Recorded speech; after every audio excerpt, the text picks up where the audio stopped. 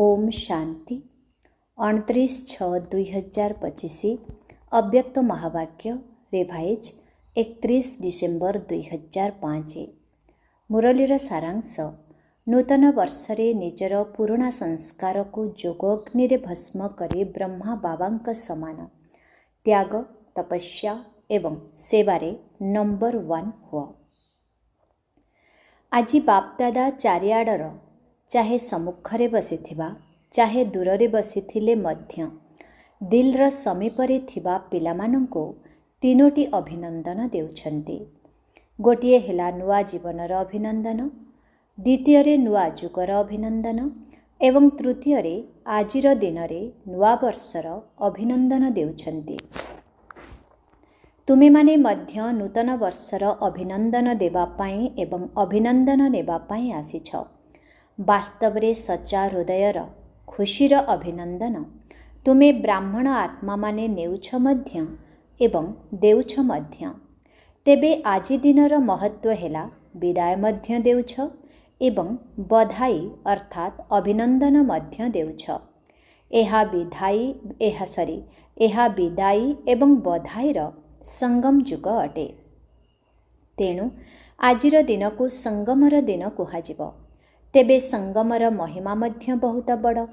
तुमे समस्ते जानिछ जे संगम जुगर महिमा कारणरू आजि काली पुरुणा एवं नुआ वर्षर संगम को केते धूमधाम रे पालन करुछन्ति एवं संगम जुगर महिमा कारणरू ही एही पुरुणा वर्ष एवं नुआ वर्षर संगमर महिमा हेउछि। ଯେଉଁଠାରେ ଦୁଇଟି ନଦୀ ମଧ୍ୟ ମିଳିତ ହେଉଛି ସେଠାରେ ମଧ୍ୟ ସଙ୍ଗମ ହେଉଛି, ତାର ମଧ୍ୟ ମହିମା ରହିଛି। ଯେଉଁଠି ନଦୀ ଏବଂ ସାଗରର ସଙ୍ଗମ ହେଉଛି ତାର ମଧ୍ୟ ମହିମା ରହିଛି। କିନ୍ତୁ ସବୁଠାରୁ ବଡ଼ ମହିମା ଏହି ସଙ୍ଗମ ଯୁଗର ବା ପୁରୁଷୋତ୍ତମ ଯୁଗର ହିଁ ଅଟେ, ଯେଉଁଠି ତୁମ ଭଳି ଭାଗ୍ୟବାନ ବ୍ରାହ୍ମଣ ଆତ୍ମାମାନେ ରହିଛ। ଏହିଭଳି ନିଶା ରହୁଛି ତ? जदि तुमको केही पचारिब जे तुमे माने केउं समयरे अछ, कण कलिजुगरे रहुछ ना संगम जुगरे रहुछ, तेबे सेमाने निश्चय एवं निसार सहित कण कहिबे? आमे एही समयरे पुरुषोत्तम संगम जुगरे ही रहुछु। तेणु तुमे माने एबे कलिजुगे नुह संगम जुगे अट एवं एही संगम जुगर विशेष महिमा काहींकि रहिछि? काहींकिना भगवानंक सहित पिलामानंकर मिलन हेउछि, मेला मध्य हेउछि एवं मिलन मध्य हेउछि, जाहाकि कौनसी भी जुगरे होई न थाए। तेबे मेला करिबा पाई आसिछ ना? तुमे माने मिलन मेला करिबा पाई केउठु आसी पहुँची जाइछ? केबे स्वप्नरे मध्य भाबिथिल कि ड्रामारे मो भली आत्मार एभली भाग्य मध्य निर्धार्य अछि? आत्मार परमात्मांक सहित मिसिबार भाग्य थिला एवं अछि। बाबा मध्य प्रत्येक संतानर भाग्य को देखि हर्षित हेउछन्ति। वाह भाग्यवान पिला माने वाह। निजर भाग्य को देखि दिल भितरे निज प्रति वाह मु वाह वाह, मोर भाग्य वाह वाह, मोर बाबा वाह वाह, मोर ब्राह्मण परिवार वाह। एही भली बाबार गीत आपे आपे दिल भितरे गाई चलीछ ना? तेबे आजि एही संगम समयरे निज भितरे भाबी नेछ जे केउ केउ कथा को विदाय देबाकू पड़िबो। समस्ते भाबी करी रखिछ त सदाकाल पाई ही विदाय देबाकू हेबो। काहींकिना सदाकाल पाई विदाय देबा द्वारा सदाकालर बधाईर उत्सव पालन करिबो। तेबे एभली बधाई दियो जहाँकि तुम चेहरा को देखी जो आत्मा भी सम्मुख को आसिब से मध्य बधाई प्राप्त करी खुशी होई जिवो। जो माने अंतरर सहित बधाई दे थांती बा नै थांती से माने सदा सर्वदा किपरि देखा जाउ थांती? संगम जुगी फरिश्ता। तेबे एही भली हेबा पाई तो समस्ते पुरुषार्थ करुछन। ब्राह्मणरु फरिश्ता एवं फरिश्तारु देवता। काहींकिना बाबांको सबु प्रकारर संकल्प बा जाहा किछि भी घर गृहस्थर हेउ बा कर्मधंदार बोझ रहिछि सेगुड़िकु तो देई देइछना। କ'ଣ ସବୁ ବୋଝ ଦେଇ ଦେଇଛ ନା କିଛି କିଛି ରହିଯାଇଛି? କାହିଁକି ନା ଟିକିଏ ବି ବୋଝ ରହିଥିଲେ ତୁମକୁ ଫରିସ୍ତା ହେବା ପାଇଁ ଦେବ ନାହିଁ। ଏବଂ ବାବା ଯେହେତୁ ପିଲାମାନଙ୍କର ବୋଝ ନେବା ପାଇଁ ଆସିଛନ୍ତି, ତେବେ ବୋଝ ଦେଇଦେବା କ'ଣ କଷ୍ଟକର କାମ କି? କ'ଣ କହୁଛ, ମୁସ୍କିଲ ନା ସହଜ? ଯେଉଁମାନେ ଭାବୁଛନ୍ତି ଆମେ ବୋଝ ସବୁ ଦେଇ ଦେଇଛୁ, ସେମାନେ ହାତ ଉଠାଅ। କ'ଣ ଦେଇ ଦେଇଛ ତ? ଦେଖ, ଭାବିଚିନ୍ତି ହାତ ଉଠାଅ। ସବୁ ବୋଝ ଦେଇ ଦେଇଛ ତ? ଆଚ୍ଛା, ଯଦି ଦେଇ ଦେଇଛ ତେବେ ବହୁତ ବହୁତ ଧନ୍ୟବାଦ। ଏବଂ ଯେଉଁମାନେ ଦେଇନାହାନ୍ତି ସେମାନେ କ'ଣ ପାଇଁ ରଖିଛନ୍ତି? ବୋଝ ସହିତ ସ୍ନେହ ଅଛି କି? କ'ଣ ବୋଝ ଭଲ ଲାଗୁଛି କି? ଦେଖ, ବାପଦାଦା ସବୁ ପିଲାଙ୍କୁ କ'ଣ କହୁଛନ୍ତି? ହେ ମୋର ଚିନ୍ତାମୁକ୍ତ ସମ୍ରାଟ ମାନେ, ତେବେ ବୋଝର ତ ଚିନ୍ତା ରହିଥାଏ ନା। ତେଣୁ ବୋଝ ନେବା ପାଇଁ ହିଁ ବାବା ଆସିଛନ୍ତି, କାହିଁକି ନା ବାବା ଦେଖୁଛନ୍ତି 63 ଜନ୍ମ ଧରି ବୋଝ ଉଠାଇ ଉଠାଇ ପିଲାମାନେ ବହୁତ ଭାରି ହୋଇଗଲେଣି। ସେଥିପାଇଁ ଯେହେତୁ ବାବା ପିଲାମାନଙ୍କୁ ସ୍ନେହର ସହିତ କହୁଛନ୍ତି ବୋଝ ସବୁ ମୋତେ ଦେଇଦିଅ, ତେବେ ପୁଣି କାହିଁକି ବୋଝ ରଖୁଛ? କ'ଣ ବୋଝ ରଖିବାକୁ ଭଲ ଲାଗୁଛି? ତେବେ ସବୁଠାରୁ ସୂକ୍ଷ୍ମ ବୋଝ ହେଲା ପୁରୁଣା ସଂସ୍କାର ଗୁଡ଼ିକର ବୋଝ। ବାପଦାଦା ପ୍ରତ୍ୟେକ ସନ୍ତାନର ଏହି ବର୍ଷର, କାହିଁକି ନା ବର୍ଷ ଶେଷ ହେଉଛି ନା, ତେଣୁ ଏହି ବର୍ଷର ଚାର୍ଟ ଦେଖୁଥିଲେ। ତେଣୁ ତୁମେମାନେ ମଧ୍ୟ ନିଜ ନିଜର ବର୍ଷକର ଚାର୍ଟ ଚେକ୍ କରିଥିବ। ବାପଦାଦା ଦେଖିଲେ ଯେ କେତେକ ପିଲାଙ୍କର ଏହି ପୁରୁଣା ସଂସାର ପ୍ରତି ଆକର୍ଷଣ କମ୍ ହୋଇଯାଇଛି, ପୁରୁଣା ସମ୍ବନ୍ଧର ଆକର୍ଷଣ ମଧ୍ୟ କମ୍ ହୋଇଯାଇଛି। କିନ୍ତୁ ପୁରୁଣା ସଂସ୍କାରର ବୋଝ ଅଧିକାଂଶ ପିଲାଙ୍କ ଉପରେ ଏବେ ବି ରହିଛି। କୌଣସି ନା କୌଣସି ରୂପରେ, ଚାହେ ମନ ଭିତରେ ଅଶୁଦ୍ଧ ସଂକଳ୍ପ ରୂପରେ ନୁହେଁ, କିନ୍ତୁ ବ୍ୟର୍ଥ ସଂକଳ୍ପର ସଂସ୍କାର ଏବେ ମଧ୍ୟ କିଛି ମାତ୍ରାରେ ଦେଖିବାକୁ ମିଳୁଛି। ବାଣୀରେ ମଧ୍ୟ ଦେଖିବାକୁ ମିଳୁଛି। ସମ୍ବନ୍ଧ ସମ୍ପର୍କରେ ମଧ୍ୟ କୌଣସି ନା କୌଣସି ସଂସ୍କାର ଏବେ ବି ଦେଖାଯାଉଛି। ତେବେ ଆଜି ବାପଦାଦା ସବୁ ପିଲାଙ୍କୁ ଅଭିନନ୍ଦନ ଦେବା ସହିତ ଏହି ସଂକେତ ମଧ୍ୟ ଦେଉଛନ୍ତି ଯେ ଏହିଭଳି ରହିଯାଇଥିବା ସଂସ୍କାର ଗୁଡ଼ିକ ସମୟ ଅନୁସାରେ ଧୋକା ମଧ୍ୟ ଦେଉଛି ଏବଂ ଅନ୍ତିମ ସମୟରେ ମଧ୍ୟ ଧୋକା ଦେବାର ନିମିତ୍ତ ହୋଇଯିବ। ସେଥିପାଇଁ ଆଜି ହିଁ ସେହି ସଂସ୍କାର ଗୁଡ଼ିକର ଦାହ ସଂସ୍କାର କରିଦିଅ। ତେବେ ସମସ୍ତେ ନିଜ ନିଜର ପୁରୁଣା ସଂସ୍କାର ଗୁଡ଼ିକୁ ମଧ୍ୟ ଜାଣିଛନ୍ତି ଏବଂ ଛାଡ଼ିବାକୁ ମଧ୍ୟ ଚାହୁଁଛନ୍ତି। ବିରକ୍ତ ମଧ୍ୟ ହୋଇଗଲେ, କିନ୍ତୁ ସଦାକାଳ ପାଇଁ ପରିବର୍ତ୍ତନ କରିବାରେ ତୀବ୍ର ପୁରୁଷାର୍ଥୀ ହୋଇପାରୁନାହାନ୍ତି। ପୁରୁଷାର୍ଥ ତ କରୁଛନ୍ତି, କିନ୍ତୁ ତୀବ୍ର ପୁରୁଷାର୍ଥ ହେଉନାହିଁ। ତେବେ ଏହାର କାରଣ କ'ଣ? ତୀବ୍ର ପୁରୁଷାର୍ଥ କାହିଁକି ହେଉନାହିଁ? ଏହାର କାରଣ ହେଲା, ଯେପରି ରାବଣକୁ ମଧ୍ୟ ମାରୁଛନ୍ତି କିନ୍ତୁ କେବଳ ମାରୁନାହାନ୍ତି, ଜଳାଉଛନ୍ତି ମଧ୍ୟ, ସେହିଭଳି ତୁମେମାନେ ମଧ୍ୟ ସଂସ୍କାର ରୂପୀ ରାବଣକୁ ମାରିବାକୁ ପୁରୁଷାର୍ଥ କରୁଛ। ସେ କିଛି କିଛି ବେହୋସ ମଧ୍ୟ ହୋଇଯାଉଛି, କିନ୍ତୁ ଜଳାଇ ନଥିବା କାରଣରୁ ସେ ମଝିରେ ମଝିରେ ବେହୋସ ଅବସ୍ଥାରୁ ଉଠି ପଡ଼ୁଛି। ସେଥିପାଇଁ ନିଜର ପୁରୁଣା ସଂସ୍କାର ଗୁଡ଼ିକର ଦାହ ସଂସ୍କାର କରିବା ପାଇଁ ଏହି ନୂତନ ବର୍ଷରେ ଯୋଗର ଅଗ୍ନି ଦ୍ୱାରା ଜଳାଇବାର ଦୃଢ଼ ସଂକଳ୍ପ ଉପରେ ଧ୍ୟାନ ଦିଅ। ପଚାରୁଛ ନା, ଏହି ନୂଆ ବର୍ଷରେ କ'ଣ କରିବୁ? ତେବେ ସେବାର କଥା ତ ଅଲଗା ଅଟେ, କିନ୍ତୁ ପ୍ରଥମେ ନିଜ ବିଷୟରେ ଚିନ୍ତା କର। ଯୋଗ ତ ଲଗାଉଛ। ବାପଦାଦା ପିଲାମାନଙ୍କୁ ଯୋଗ କରିବାରେ ଅଭ୍ୟାସ କରିବାର ମଧ୍ୟ ଦେଖୁଛନ୍ତି। ଅମୃତ ବେଳାରେ ମଧ୍ୟ ବହୁତ ପୁରୁଷାର୍ଥ କରୁଛନ୍ତି, କିନ୍ତୁ ଯୋଗ ତପସ୍ୟାକୁ ତପ ରୂପରେ କରୁନାହାନ୍ତି। ସ୍ନେହର ସହିତ ଯୋଗ ନିଶ୍ଚିତ କରୁଛନ୍ତି। ବାବାଙ୍କ ସହିତ ଆତ୍ମିକ ବାର୍ତ୍ତାଳାପ ମଧ୍ୟ ବହୁତ କରୁଛନ୍ତି। ଶକ୍ତି ନେବାର ମଧ୍ୟ ଅଭ୍ୟାସ କରୁଛନ୍ତି, କିନ୍ତୁ ଯୋଗକୁ ଏତେ ଶକ୍ତିଶାଳୀ କରିପାରି ନାହାନ୍ତି, ଯାହାକି ଯଦି ସଂକଳ୍ପ କରିବ ବିଦାୟ ହେଉ, ତେବେ ବିଦାୟ ହୋଇଯିବ। ଯୋଗକୁ ଯୋଗ ଅଗ୍ନି ରୂପରେ କାର୍ଯ୍ୟରେ ଲଗାଉ ନାହଁ। ସେଥିପାଇଁ ଏବେ ଯୋଗକୁ ଶକ୍ତିଶାଳୀ କର। ସଂସ୍କାରକୁ ଭସ୍ମ କରିବାରେ ବିଶେଷ ଭାବରେ ଏକାଗ୍ରତାର ଶକ୍ତିର ଆବଶ୍ୟକତା ରହିଛି। ତେବେ ଯେତେବେଳେ ଯେଉଁ ସ୍ୱରୂପରେ ମନବୁଦ୍ଧିକୁ ଏକାଗ୍ର କରିବାକୁ ଚାହିଁବ, ଯେତେ ସମୟ ପର୍ଯ୍ୟନ୍ତ ଏକାଗ୍ର କରିବାକୁ ଚାହିଁବ। ଏଭଳି ଏକାଗ୍ରତା ଯାହାକି ସଂକଳ୍ପ କରିବା ମାତ୍ରକେ ଭସ୍ମ ହୋଇଯାଉଥିବ, ଏହାକୁ କୁହାଯାଏ ଯୋଗ ଅଗ୍ନି। ଚିହ୍ନ ବର୍ଣ୍ଣ ମଧ୍ୟ ସମାପ୍ତ ହୋଇଯାଇଥିବ। ମରିଯିବା ପରେ ପୁଣି ବି ଶବ ତ ରହୁଛି ନା, କିନ୍ତୁ ଭସ୍ମ ହେବା ପରେ ଚିହ୍ନ ବର୍ଣ୍ଣ ହିଁ ସମାପ୍ତ ହୋଇଯାଏ। ତେଣୁ ଏହି ବର୍ଷ ଯୋଗକୁ ଶକ୍ତିଶାଳୀ ସ୍ଥିତିକୁ ଆଣ।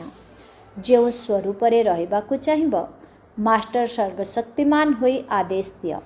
ସମାପ୍ତ କରିବାର ଶକ୍ତି ତୁମର ଆଦେଶକୁ ମାନିବ ନାହିଁ। ଏହିଭଳି ହୋଇପାରିବ ନାହିଁ। ମାଲିକ ଅଟନା।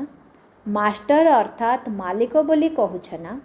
ଯଦି ମାଷ୍ଟର ଆଦେଶ ଦେବ କିନ୍ତୁ ଶକ୍ତି ହାଜର ନ ହେବ, ତେବେ ତାକୁ କ'ଣ ମାଷ୍ଟର କୁହାଯିବ? ତେଣୁ ବାପଦାଦା ଦେଖିଲେ ଯେ ପୁରୁଣା ସଂସ୍କାରର କିଛି ନା କିଛି ଅଂଶ ଏବେ ବି ବାକି ରହିଛି ଏବଂ ସେହି ଅଂଶ ମଝିରେ ମଝିରେ ବଂଶ ମଧ୍ୟ ସୃଷ୍ଟି କରିଦେଉଛି, ଯାହାକି କର୍ମ ପର୍ଯ୍ୟନ୍ତ ମଧ୍ୟ ଆସିଯାଉଛି। ତେଣୁ ଯୁଦ୍ଧ କରିବାକୁ ପଡ଼ୁଛି। ତେଣୁ ବାପଦାଦାଙ୍କୁ ପିଲାମାନଙ୍କର ବର୍ତ୍ତମାନ ସମୟ ହିସାବରେ ଯୁଦ୍ଧ କରିବାର ସ୍ୱରୂପ ଭଲ ଲାଗୁନାହିଁ। ବାପଦାଦା ପ୍ରତ୍ୟେକ ସନ୍ତାନକୁ ମାଲିକ ରୂପରେ ଦେଖିବାକୁ ଚାହୁଁଛନ୍ତି। ଆଦେଶ ଦେବା ମାତ୍ରକେ ଶକ୍ତିଗୁଡ଼ିକ ଜି ହଜୁର କରୁଥିବେ।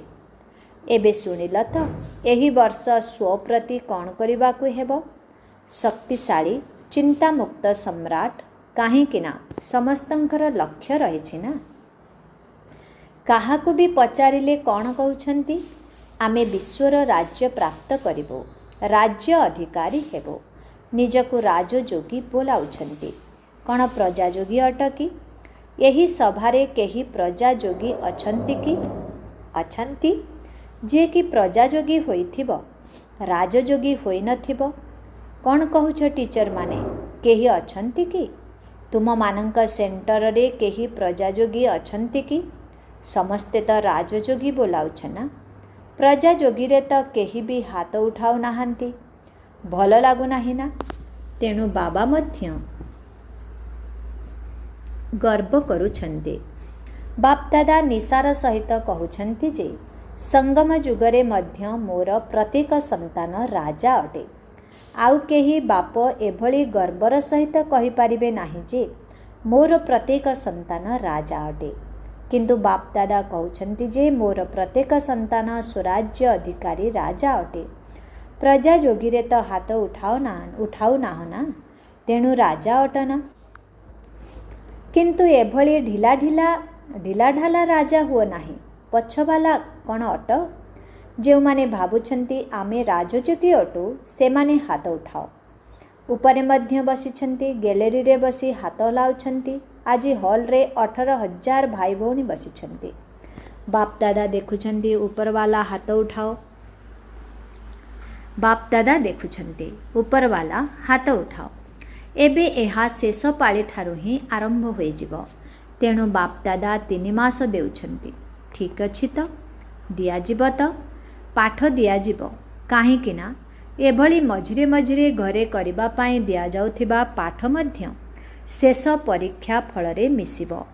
ତେଣୁ 3 ମାସ ଭିତରେ ସମସ୍ତେ ନିଜ ନିଜର ଚାର୍ଟକୁ ଚେକ୍ କରିବ ଯେ ମୁଁ ମାଷ୍ଟର ସର୍ବଶକ୍ତିମାନ ହୋଇ କୌଣସି ବି କର୍ମେନ୍ଦ୍ରିୟକୁ, କୌଣସି ବି ଶକ୍ତିକୁ ଯେତେବେଳେ ଆଦେଶ ଦେଉଛି, ଯାହା ଆଦେଶ ଦେଇଛି ସେ ବାସ୍ତବିକ ରୂପରେ ଆଦେଶକୁ ପାଳନ କରୁଛି ନା ନାହିଁ। ଏହିପରି କରିପାରିବ? ପ୍ରଥମ ଲାଇନ୍ ବାଲା କରିପାରିବ? ହାତ ଉଠାଅ, ହାତ ଉଠାଅ। ଆଚ୍ଛା, 3-4 ମାସ ପର୍ଯ୍ୟନ୍ତ କୌଣସି ବି ପୁରୁଣା ସଂସ୍କାର ଆକ୍ରମଣ କରିବ ନାହିଁ।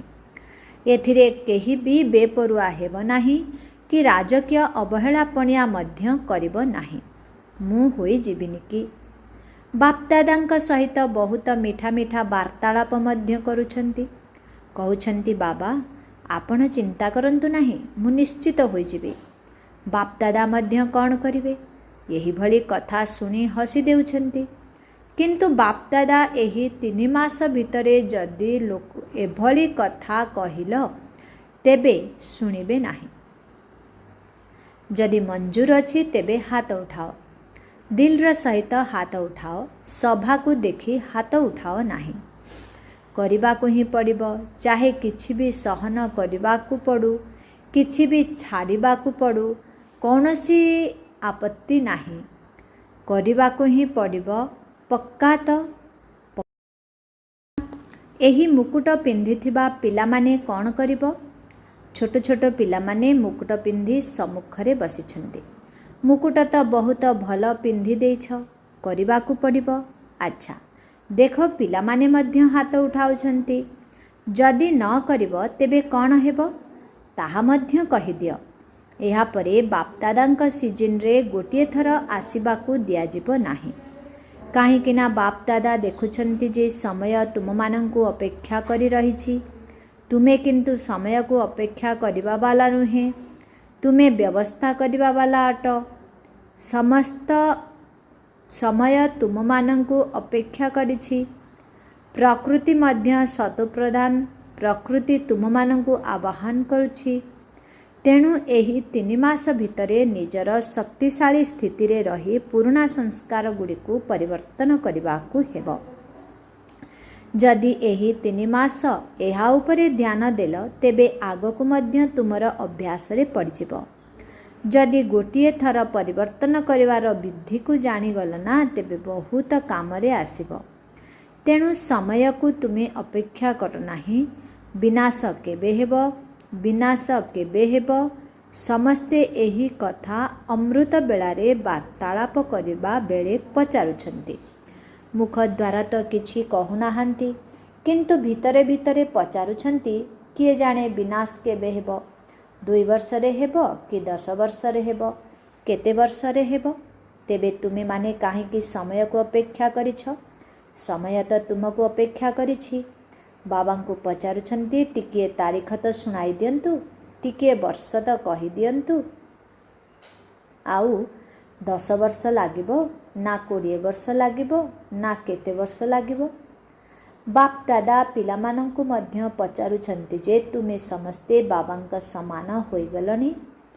कौन परदा खोली देबा ना परदा खोलिबा बेलकु किए मुंड कुंडाउथिबो, किए मुहरे क्रीम लगाउथिबो? जदि समस्ते प्रस्तुत अछ, संस्कार गुड़िक समाप्त होई जाइछि, तेबे बाप दादांकु परदा खोलिबा पाई डेरी काहेकि लागिबो? प्रथमे प्रस्तुत होई जाओ ना। होई जिबु कही बाबांकु बहुत समय खुशी करि सारिलनी। एबे आउ एही भली कर नाही। हेबाकु ही पड़िबो, करिबाकु ही हेबो। बाबांक समान हेबारे तो समस्ते हाथ उठाई देइछन्ति, किंतु उठाइबार आवश्यकता नाही। ब्रह्मा बाबांकु देख, साकार रे तो ब्रह्मा बाबांकु फॉलो करिबाकु हेबो ना। ब्रह्मा बाबा तो त्याग, तपस्या एवं सेवा शेष मुहूर्त पर्यंत साकार रूप रे प्रैक्टिकल रे करी देखाइछन्ति। निजर ड्यूटी को मध्य शिव बाबांक द्वारा महावाक्य उच्चारण करिवार ड्यूटी को शेष दिन पर्यंत पालन करिछन्ति। शेष दिन रे मुरली मने अछि ना? 3टी शब्दर वरदान मने अछि तो? निराकारी, निर्विकारी और एवं निरहंकारी हुआ। जो मानंकु मने अछि से माने हाथ उठाओ। अच्छा समस्तंकर मने अछि। धन्यवाद।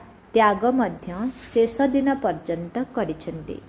निजर पुराना कोठरी को छाड़ी नाहंती। पिलामाने केते स्नेहरे ब्रह्मा बाबांकु कहूथिले, किंतु से पिलामानंक पाई नुआ घर तैयारी करुथिले, निजे व्यवहार करनथिले एवं सबुदिन 2टा 3टा सुद्धा निज पाई तपस्या करिथिले,